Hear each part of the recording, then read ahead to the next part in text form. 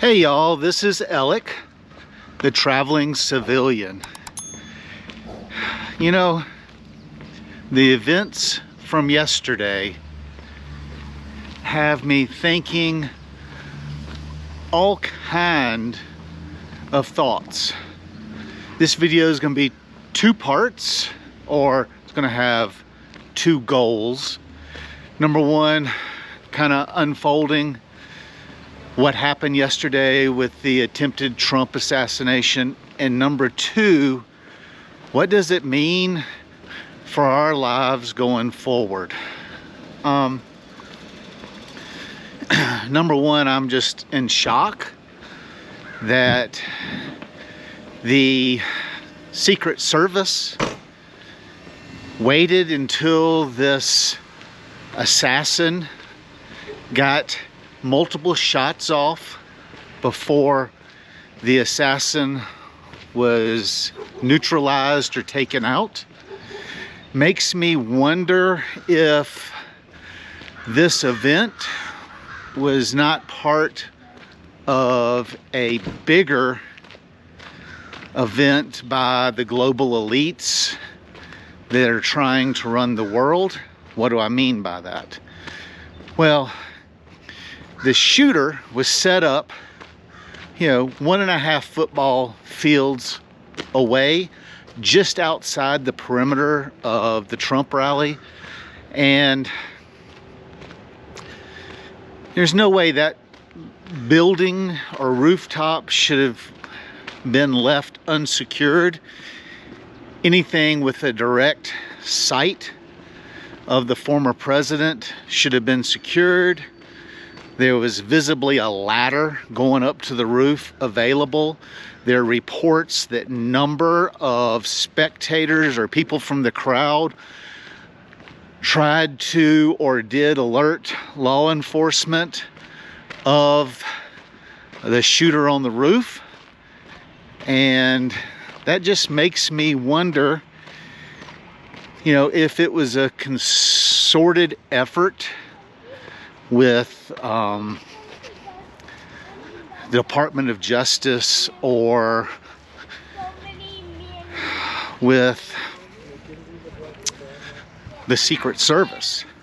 I mean, you've got a lady that Biden administration has put in as the head of the Secret Service. Well, number one, her last job was actually guarding the secret recipe of Pepsi and Diet Pepsi, don't forget that. And the Trump organization has been, I guess for lack of a better word, begging the Secret Service for a larger detail. I mean, months ago, Tucker Carlson on his show stated that he felt like there was going to be an attempt on Trump's life, and everybody considered it a conspiracy theory. But Trump is blowing Biden out of the water, and the global elites are going crazy. We'll never know the truth, or we won't know probably in our lifetime. I mean, look at what happened to the Kennedy assassination. How many years ago was that? It was before my lifetime. And we're just now getting reports that it was possibly our own CIA that had him taken out. Trump has threatened to shut down a lot of these three-letter agencies, and they don't like that. The global elites and the Democrats have done everything they can to get rid of Trump off the ballot.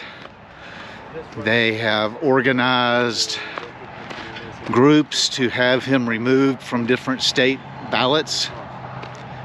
That didn't work out. They impeached him twice. That didn't work out. They have put 90-something felony charges in, what, 4 states against him. That's done nothing but made him more popular. In Georgia, they arrested him. That didn't work. So you would think that what they've done now is the next logical step, and that didn't work. On the internet last night, there were libs going crazy that the attempt failed. It's absolutely ridiculous. I've never seen our country so divided. Now there's speculation on all the different internet sites that it's possible, because Biden has no path forward and he is refusing to step down, is who's to say they're not going to try the same thing they tried on Trump last night with Biden and try to blame that assassination on MAGA.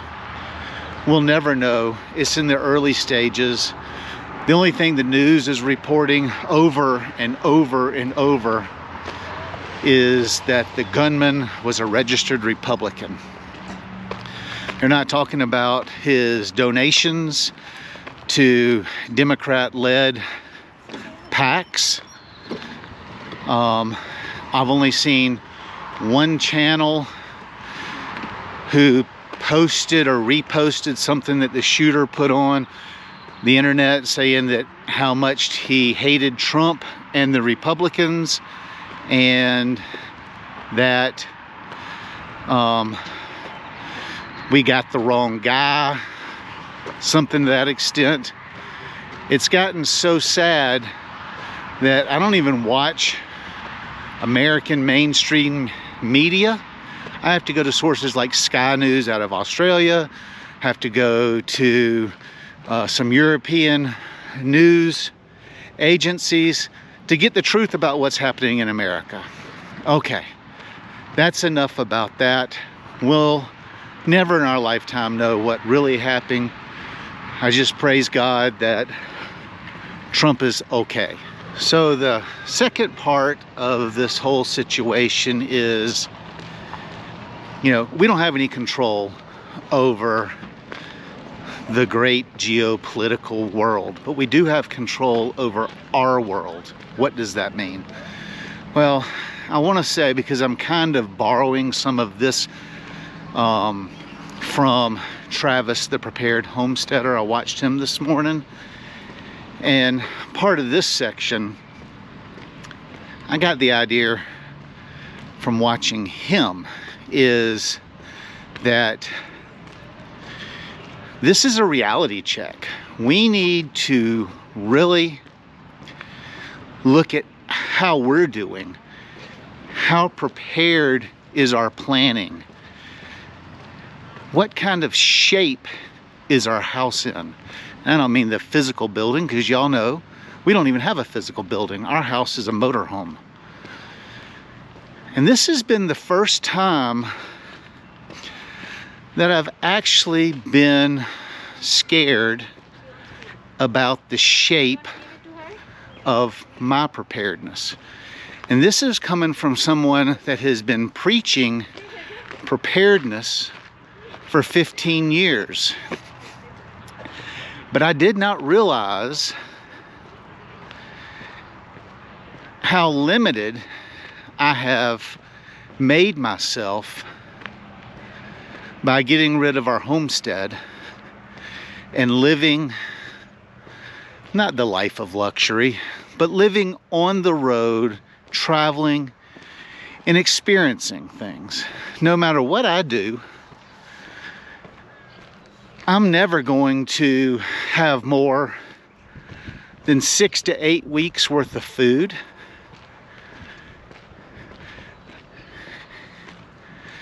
Do I have enough bartering material? And we haven't discussed this much on this channel, but do you have silver and gold, fractional silver and gold, like constitutional silver pre-1965 coinage that you can exchange for goods and services? Have you prepared yourself enough for the, as Trump said, the fight, fight, fight? What do I mean by that? I don't mean that we're going to go out and start a revolution or anything like that. But for me, the fight, fight, fight is fighting to protect myself. Someone comes in and tries to steal what little bit I have. Someone tries to assault my family. Have I prepared myself enough for those situations? As you've watched my channel over the last month or so, I have been putting out content about using non-lethal weapons to protect yourself. You know, you can buy all this crap and have it, but if you're not practiced and proficient, then it does you no good. Having stuff that you don't know how to use properly is of no help. We need to take this and examine where we are in our prepping life, because this event could be the Black Swan event, or the catalyst for the Black Swan event that is needed to plunge America into utter chaos. Like, so I took stock of how much ammo I have on hand. Well, if I don't go out and get what I need in the next few days, I may not be able to afford it or find it, because as events like this occur, more and more people are going to get scared and go up and buy up the resources. Now, I have a storage unit some 3,000 miles away that has a lot of stuff. Has my big ham radio for communication, ammo, silver, cash, food. And I have talked about for 2 or 3 years that we need to move that from being on one edge of our country to middle USA. And I've never done it because it hasn't been convenient. Well, now this inconvenience, or what I perceived as inconvenience, could put me in a situation, and my family in a situation, where we don't have immediate access to the things we need. So if this whole attempted Trump assassination has a bright side, is I hope it makes you reevaluate the state of your preps and make positive changes. Now, as someone that preaches preparedness, this event has made me evaluate and know that I'm utterly unprepared. What I thought were good decisions, now that we are getting close to the point of possibly needing them, I see how bad decisions could potentially affect our lives. So I'm going to work on remedying, coming up with solutions to the situation, and I suggest for you to evaluate your current situation and make positive changes. Until next time, this is Alec, the traveling civilian.